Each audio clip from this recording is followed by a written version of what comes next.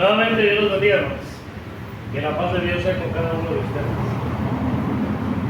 Estamos estudiando la primera carta a los tesalonicenses. Veamos al libro de Hechos, capítulo 17. Recuerden que en la carta entramos ya a lo que es el capítulo 3. Pero para poder entender necesitamos ver el contexto. ¿Qué es lo que está pasando? Vamos allá al libro de Hechos, capítulo 17.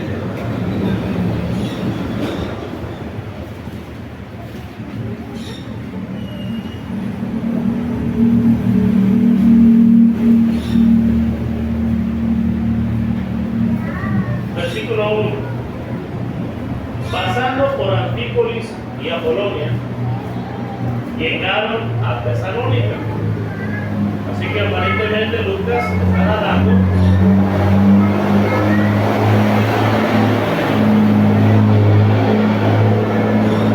informándonos que están cerca, según parece,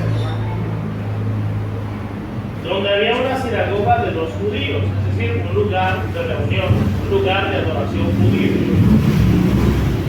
Y Pablo, como acostumbraba, fue a ellos, y por 3 días de reposo discutió con ellos, declarando y exponiendo por medio de las Escrituras que era necesario que el Cristo padeciese y resucitase de los muertos, y que Jesús, a quien yo os anuncio, decía él, es el Cristo. Entonces Jesús Pablo demostraba por medio de las profecías del Antiguo Testamento que el Cristo había de padecer, había de resucitar, y que el Cristo, en quien él estaba predicando, ese era quien cumplía las profecías. Versículo 4. Y algunos de ellos creyeron y se juntaron con Pablo y con Silas. Y de los griegos piadosos, gran número. Y mujeres nobles, ¿qué dice ahí? No pocas. Así que tiene una congregación ahí en esa ciudad. Ahora, pero no todo es bien sobre hojuelas. Versículo 5. Entonces los judíos que no creían, teniendo celos, tomaron consigo a algunos ociosos, hombres malos, y juntando una turba, alborotaron la ciudad, y asaltando la casa de Jasón, procuraban sacarlos al pueblo. Posiblemente los querían echar o incluso matar. Así que estos hombres juntaron una gran cantidad de gentes, pero se especifica ahí que no era gente buena, no era gente religiosa, sino que era gente que dice ahí, gente mala, gente de mañas, gente mañosa. Versículo que sigue, 6.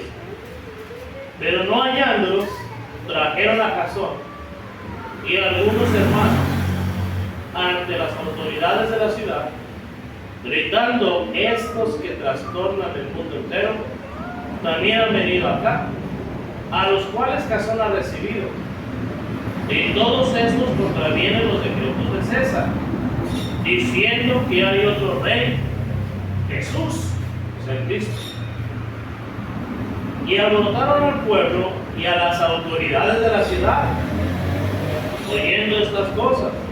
Pero obtenida fianza de Jasón y de los demás, los soltaron. Recuerden, pero el objetivo no eran ellos, el objetivo era ¿quiénes? Pablo y Silas. Se juntó toda esa gente para encontrarlos a ellos. No los encontraron en casa de Jasón, los llevaron a ser juzgados y ellos salieron bajo fianza. Hasta ahí estamos viendo. Versículo 11. Inmediatamente, o sea, apenas pagaron la fianza, apenas salieron, los hermanos enviaron de noche a Pablo y a Silas hasta Berea. Y ellos, habiendo llegado, entraron a la sinagoga de los judíos Y estos eran más nobles que los que estaban en Tesalónica, pues recibieron la palabra con toda solicitud, escudriñando cada día las Escrituras para ver si estas cosas eran así. O sea, Pablo, ni tardo ni perezoso, comenzó a predicar lo mismo. La diferencia es que en lugar de sentirse, en lugar de enojarse, dice que ellos iban a su casa, ¿a qué? A ver en la Biblia. Vamos a confirmar si lo que Pablo está diciendo es así. Ya se mencionó en el versículo 1 y versículo 2 que Pablo lo demostraba por las Escrituras. Así que ellos iban y a ver, vamos a ver las Escrituras a ver si es cierto lo que Pablo nos enseñó hoy. A diferencia de los otros que simplemente no creyeron y dijeron ni creemos ni vamos a dejar que los demás también crean. Vamos a acabar con eso de raíz. Y vamos a apuntar gente mala y vamos a apuntar gente del pueblo y vamos contra ellos y vamos a apuntar también a las autoridades. Ahora, lo que yo quiero que note usted aquí, hermanos, es el amor que la iglesia tiene por Pablo y por Silas, los ministros, los predicadores.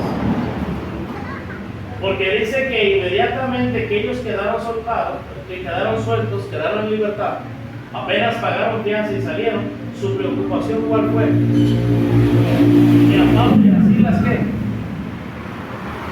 No les pase lo mismo que a nosotros. Que ellos no tengan esa experiencia, que ellos no tengan que ir a la cárcel. Es lo que dice el versículo 10. Inmediatamente los hermanos enviaron de noche a Pablo y a Silas hasta Berea. Llegaron hasta allá. Ellos no pensaron en ponerse a salvo. Ellos pensaron en nuestro hermano Pablo, Silas. Que a ellos el pueblo no los angolotee, que a ellos el pueblo no los maltrate, que a ellos no los metan presos. Mejor inmediatamente vamos a tomarlos y en una barca que hacemos los enviamos hasta Berea. Vamos a sacarlos del pueblo para que no vengan las autoridades, para que no vengan estos hombres ociosos y los maltraten a ellos. Entonces lo que vemos aquí es el amor que tenía la iglesia por sus ministros. Y es necesario leer esto, hermanos, si no, no va a tener ningún sentido lo que vamos a leer en la primera carta de los Tesalonicenses. Vamos allá.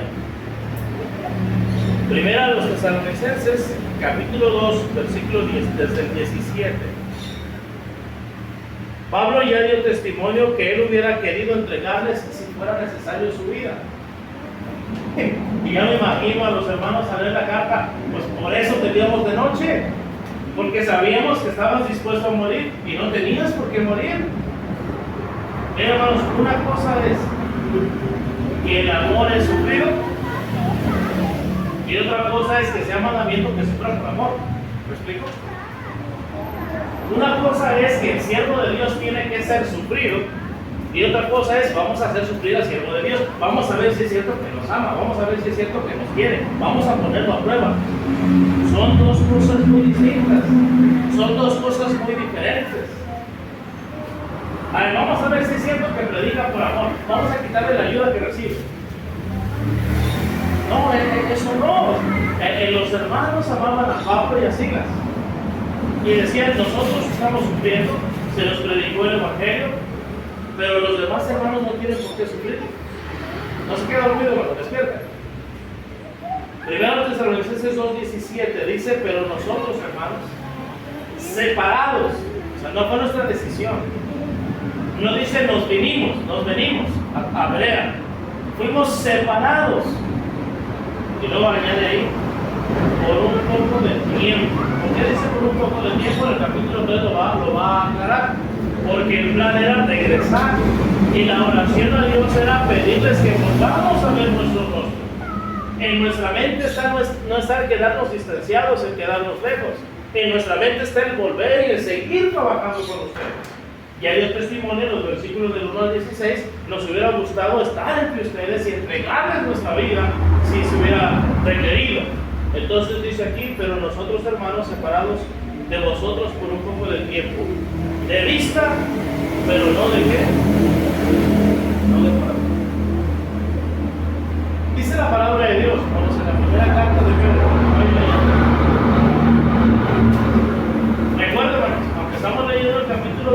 estamos estudiando ya el capítulo 3, solo que estamos entrando en contexto.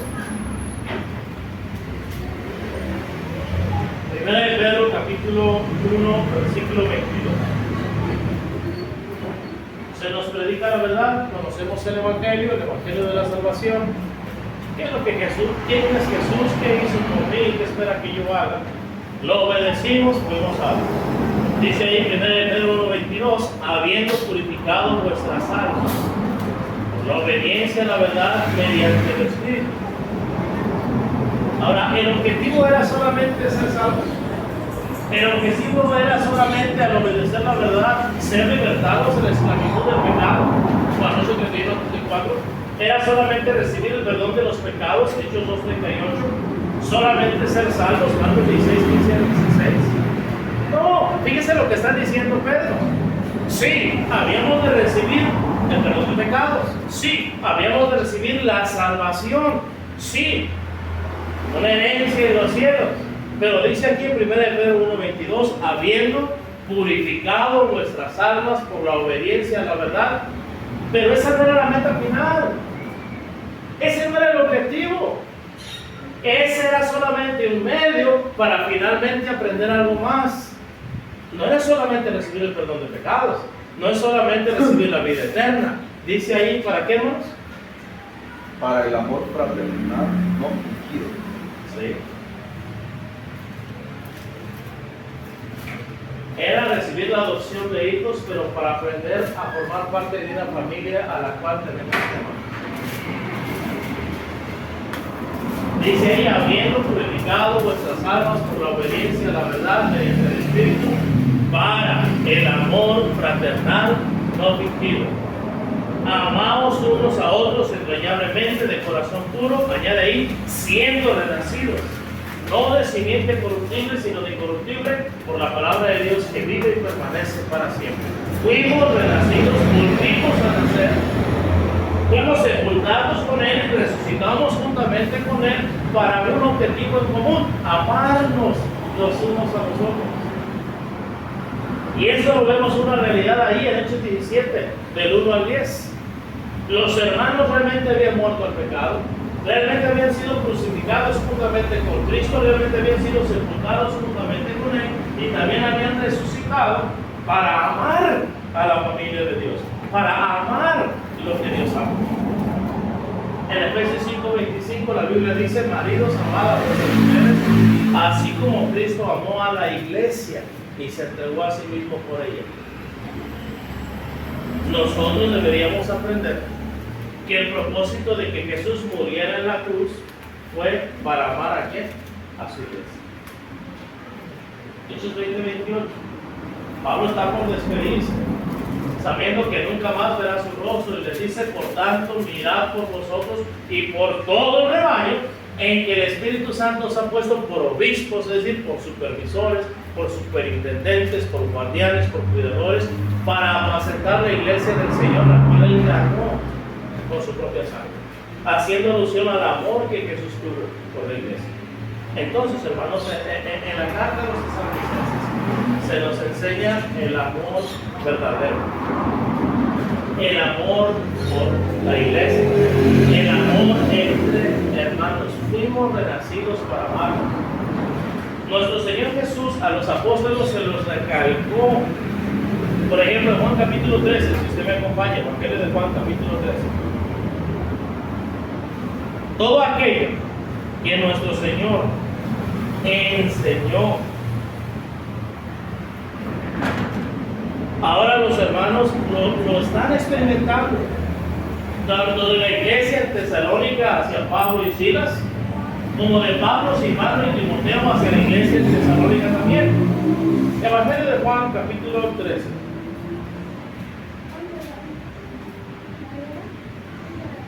¿Ya estamos ahí en Juan capítulo 13, no?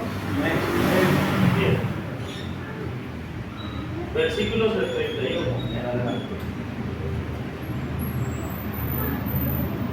Entonces, cuando hubo salido, dijo Jesús,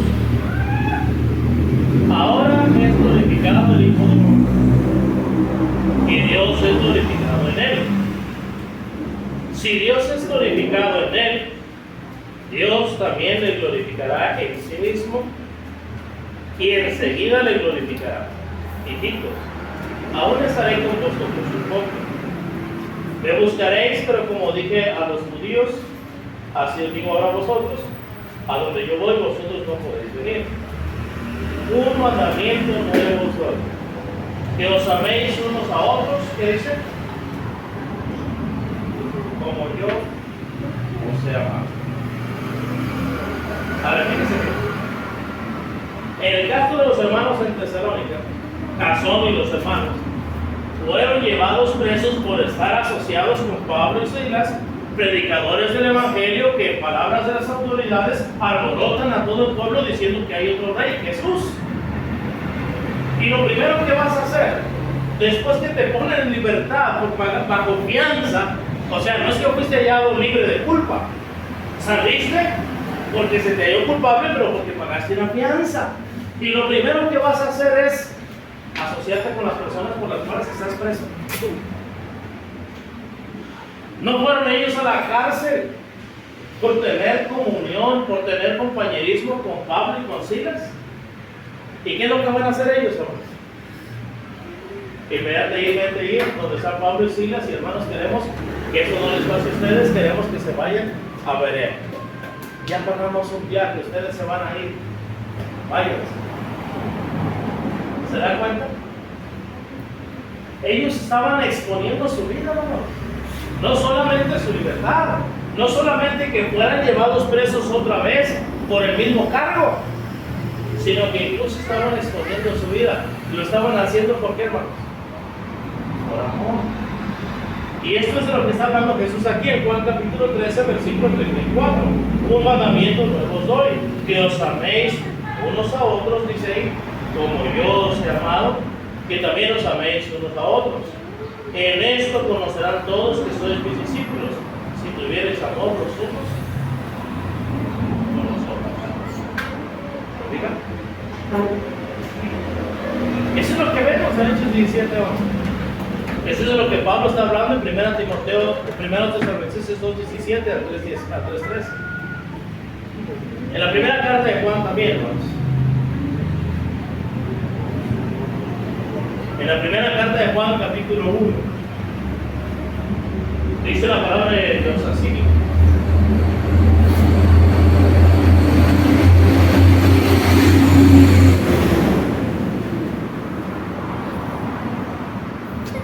Desde el 1. Lo que era desde el principio, lo que hemos oído, lo que hemos visto con nuestros ojos, lo que hemos contemplado, y palparon nuestras manos con el verbo de vida, porque la vida fue manifestada y la hemos visto y testificamos y os anunciamos. La vida eterna, la cual estaba con el Padre, se nos manifestó. Lo que hemos visto y oído, eso os anunciamos, para que también vosotros tengáis comunión con nosotros. Y nuestra comunión verdaderamente es con el Padre y con su Hijo Jesucristo. Estas cosas os escribimos para que nuestro gozo sea cumplido. Así que el propósito de anunciar el Evangelio sí es que la persona reciba conocimiento de salvación. Sí es que la persona sepa exactamente qué debe hacer para que sus pecados sean perdonados y que sea perdonado de sus pecados haciéndolo de todo su corazón. Pero también dice aquí es para que tengamos ¿qué?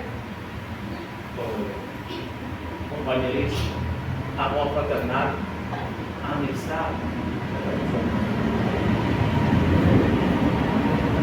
El objetivo pues no es solamente qué debo hacer para ser salvo. La meta es formar parte de una familia cuyo propósito es amarnos como Jesucristo nos ha amado. E incluso si eso causa que seamos perseguidos, que seamos encarcelados, o incluso que vayamos a la muerte. Regresando a la primera carta de los Tesalonicenses, hermanos.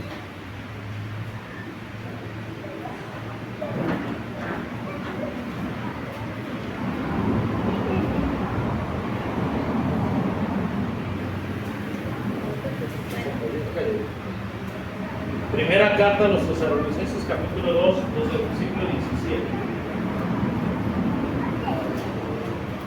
Pero nosotros, hermanos, separados de vosotros por un poco de tiempo, de vista, pero no de corazón, tanto más procuramos con mucho deseo ver vuestro rostro, por lo cual quisimos ir a vosotros. Yo, Pablo, ciertamente una y otra vez, pero Satanás nos estorbó. Porque ¿cuál es nuestra esperanza o gozo o corona de que me gloriéis? ¿No lo sois vosotros delante de nuestro Señor Jesucristo en su venida? Vosotros sois nuestra gloria y gozo, por lo cual, no pudiendo soportarlo más, acordamos quedarnos solos en Atenas y enviamos a Timoteo, nuestro hermano, servidor de Dios y colaborador nuestro del Evangelio de Cristo, para confirmaros y exhortaros respecto a vuestra fe, a fin de que nadie se inquiete por estas tribulaciones, porque vosotros mismos sabéis que para eso estamos conocidos. Entonces Pablo dice, nosotros llegamos, ustedes nos enviaron de noche. Inmediatamente se menciona ahí que Pablo y Silas fueron a la sinagoga en Berea, pero Pablo dice, nosotros no pudimos soportar la tensión, no pudimos soportar la angustia. Bueno, ustedes se quedaron tranquilos, ustedes se quedaron libres de angustia porque nos sacaron de Tesalónica hacia Berea, pero nosotros nos quedamos con la zozobra. ¿Y qué va a pasar con la iglesia?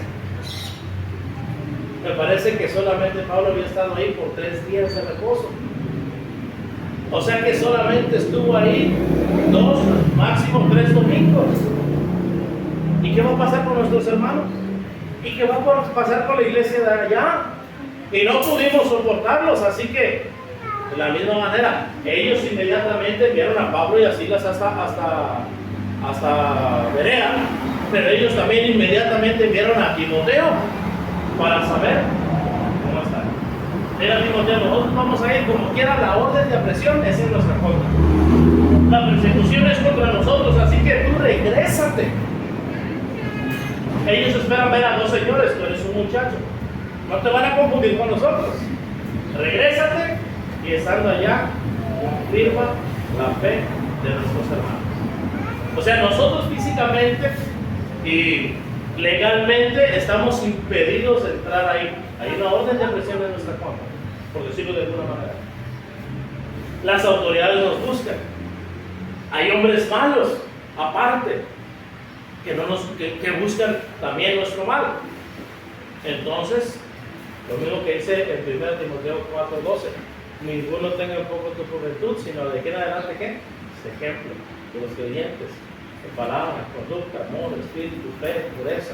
En 1 Timoteo 1:3, Pablo dijo, como te rogué que te quedases en Éfeso cuando fui a Macedonia, para que mandases a algunos que no enseñen diferente doctrina, ni que se la persona fábulas y genealogías interminables.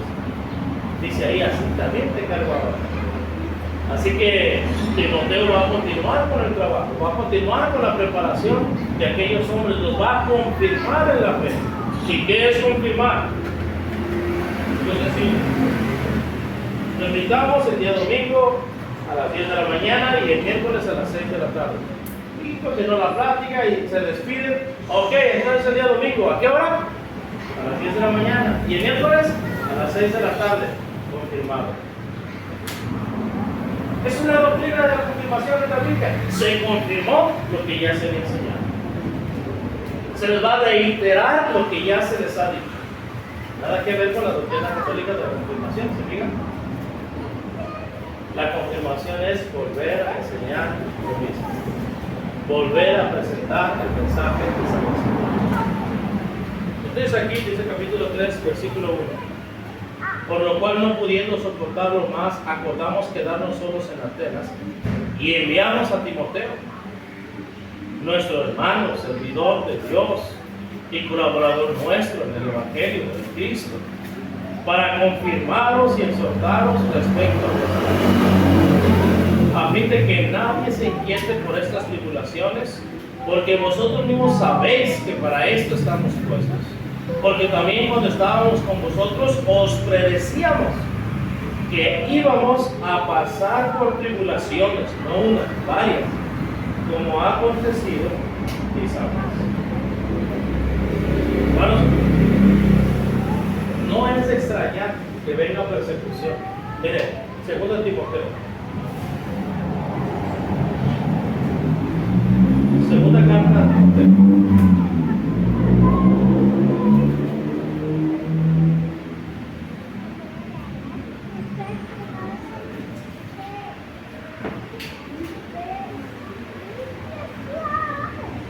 Capítulo 3. Versículos 10 al 12. Dice Pablo a Timoteo, pero tú has seguido mi doctrina, conducta,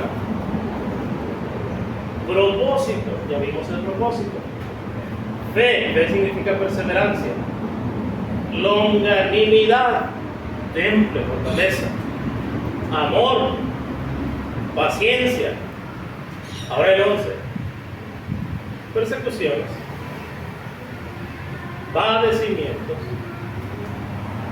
como los que me sobrevinieron en Antioquía, en Iconio, en Listra, persecuciones que he sufrido y de todas me ha librado el Señor. 12, y también énfasis, todos los que quieren vivir piadosamente, es decir, una vida de devoción al Señor en Cristo Jesús. ¿Qué dice, hermanos? Padecerán persecución. Quizás padezcan persecución. Tal vez padecerán persecución. Yo no sé, hermano o hermana, si usted ha sufrido persecución, pero estamos advertidos. Y Pablo, sabiendo que iba a venir persecución, envía a Timoteo para decirles, acuérdense que ya se lo habíamos advertido. Acuérdense que les habíamos dicho que esto iba a pasar. Así que no es algo extraño, no es algo extraño. Es parte de la vida del cristiano que vengan persecuciones. Acompáñenme también a la primera carta de Pedro, capítulo 1.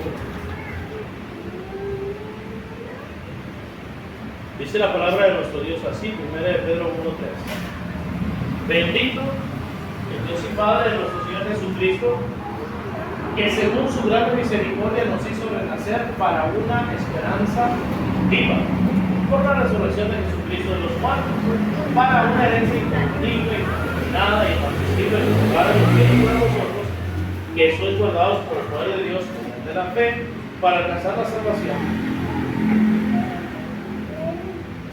que está preparada para ser manifestada en el tiempo posterior.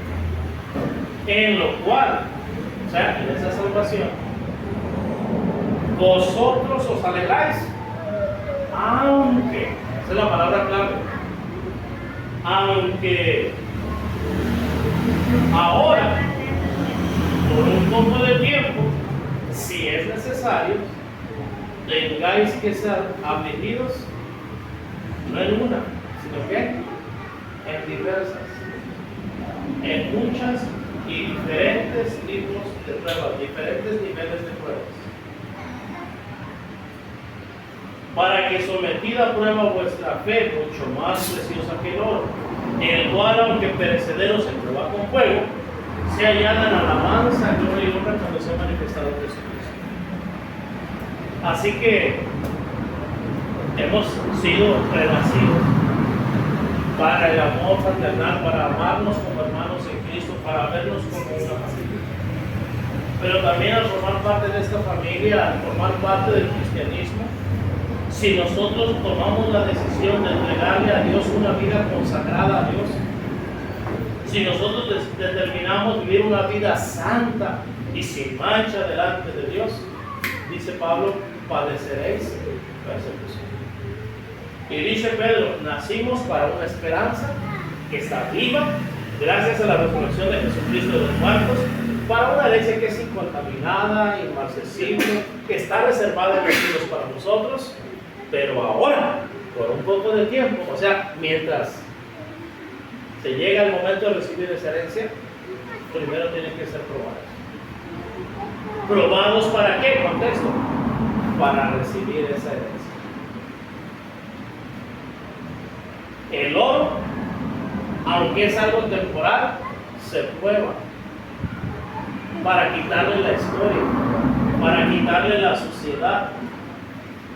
Usted sabe, se pone candente, se pone caliente, se derrite el oro y la escoria comienza a subir. Así se le quitan las impurezas al oro. Al cristiano, ¿cómo se le quitan las impurezas? Dicen los alcohólicos anónimos, o los borrachos conocidos más bien, los defectos de carácter. No los defectos de carácter. ¿Cómo se quitan las impurezas? ¿Cómo se quita el pecado? Dice Dios. ¿Dónde? Aflicciones. Las pruebas, las tribulaciones, la persecución por causa de la palabra, por causa del evangelio. Nuestra fe va a ser probada. Usted sabe, usted no recibe su título si no se gradúa, pero para graduarse primero tiene que pasar las pruebas. Cuando se construye algo, una taza de baño, por ejemplo, ya se formó. Desde la cerámica ya se preparó, ya se metió en los moldes, tiene que dejarse varios días secando. Después de varios días vamos a ver si no tiene fisuras, a ver si no tiene grietas. Esa es la primera prueba. Si no tiene fisuras, si no tiene grietas, viene la segunda prueba. ¿Cuál es la segunda prueba? Hay que meterlo al horno a temperaturas calientes por varias horas en el fuego. Algunos de estos se frenan porque los materiales están impuros, y al ver un material impuro pues se frena. Cuando el corazón no está bien delante de Dios, viene la prueba. ¿Y qué pasa? El corazón del cristiano no puede, mejor se regresa. Mejor no. Pero en el caso del cristiano, aguanta el calor. Ok, ya soportó la temperatura del horno. Ahora hay que ponerle por ahí un líquido especial, y después de ponerle ese líquido especial, hay que ponerle agua, a ver si no tiene también alguna fisura o no se vaya a caer. Tiene que pasar por diferentes pruebas hasta que finalmente aquí está, en la tierra. Bueno, nosotros tenemos que pasar por diversas pruebas para finalmente decir que está aprobado, va al cielo.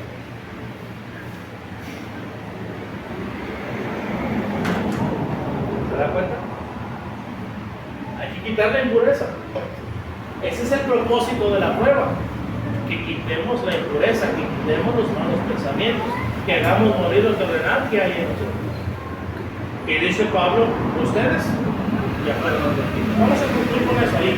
Primero los Tesalonicenses 3, capítulo 3, del 1 al 4.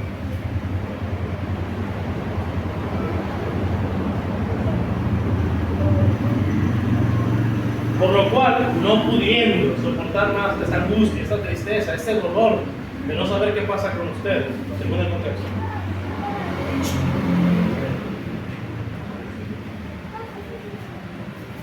acordamos quedarnos solos, o sea, Pablo y Silas en Atenas, y enviamos a Timoteo, nuestro hermano servidor de Dios y colaborador nuestro en el Evangelio de Cristo, para confirmaros y exhortaros respecto a vuestra fe, a fin de que nadie se inquiete por estas tribulaciones, que nosotros mismos sabemos que para eso estamos puestos.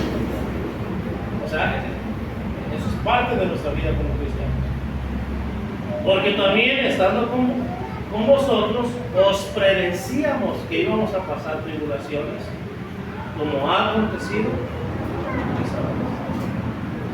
Bueno, hermanos, en el día de hoy, la primera carta a los Tesalonicenses, capítulo 3, tiene dos objetivos. Objetivo número 1, enseñarnos o recordarnos, en caso que ya lo supiéramos, el propósito por el cual Dios nos ha salvado. Número 1, para el amor fraternal.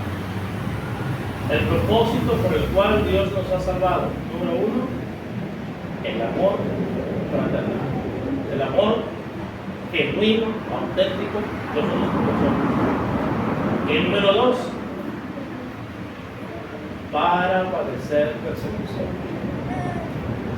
por causa de una vida santa. El advertirnos, pues, de que ser cristianos no va a ser fácil. Nuestra fe, hermanos, va a ser probada. El horno se va a calentar.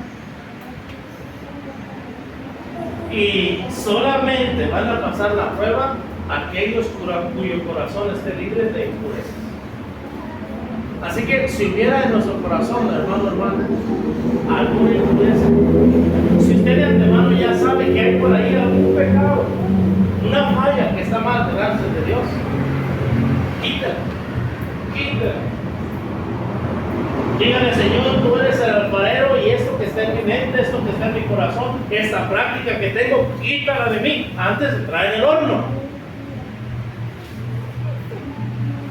Porque si no, voy a entrar al horno y esa impureza va a hacer que la vasija que se quiebre. Tú sabes, estará el alfarero trabajando con el barro y da forma a la cerámica, da forma a la olla de barro, da forma al vaso, da forma a cualquier cosa que él quiera hacer. Pero también mientras le está dando forma, detecta si hay que alguna impureza. ¿Y qué hace? La va a quitar. Pero ¿qué pasa si el barro, ya sea el jarrón o la cerámica, esconde esa impureza? Bueno, creyendo que ya está listo, lo que va a hacer es meterlo al horno. Y aunque esté bien escondida, aunque esté hasta adentro, por esa impureza, por pequeñita que sea, por ahí, ¿qué va a pasar con el jarrón? En lugar de que sea un jarrón bonito, va a salir y usted lo va a ver y a veces no inmediatamente, a veces lo sacan y parece que está bueno. Pero apenas se va secando, o apenas le van a poner el esmalte, o apenas le van a poner la pintura, o los retoques que le van a hacer. ¿Y qué pasa con el jarrón? ¿Qué le hiciste? No, nada. No, ¿cómo que nada? Es que tenía una impureza dentro. Y con el calor que hizo, finalmente se lo. ¿Y saben qué es lo que pasa, hermanos, cuando a un alfarero le pasa eso?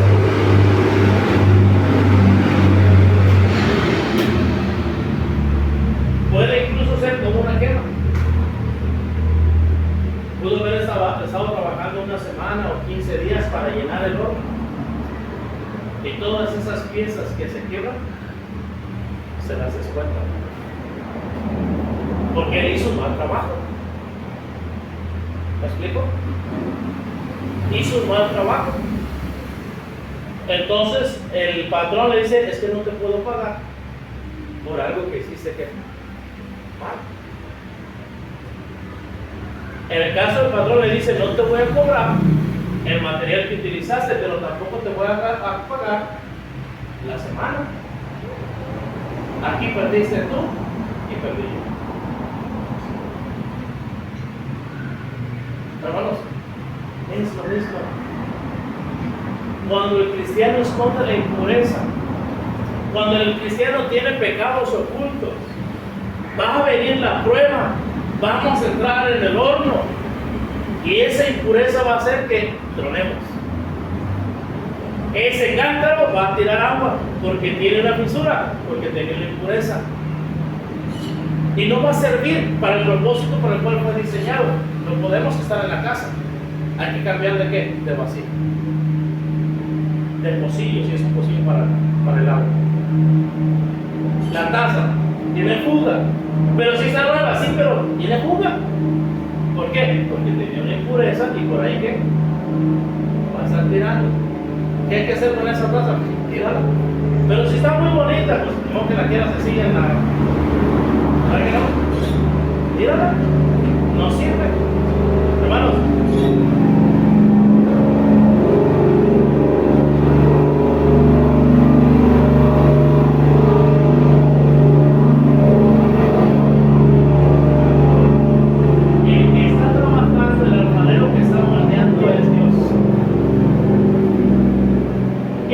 pagó el precio fue nuestro Señor Jesucristo en la cruz con su propia sangre. Y ese trabajo de Dios y ese precio que se pagó habrá sido en vano. Porque no entraremos al cielo si nosotros tenemos un pecado oculto. En el tiempo de la prueba, al entrar en el horno, al calentarse, vamos a probar, no vamos a pasar la prueba. Vamos a ser reprobados. No hay una herencia para nosotros. Entonces, hermanos, en la primera carta a los Tesalonicenses aprendemos. En capítulo 3, versículos del 1 al 5.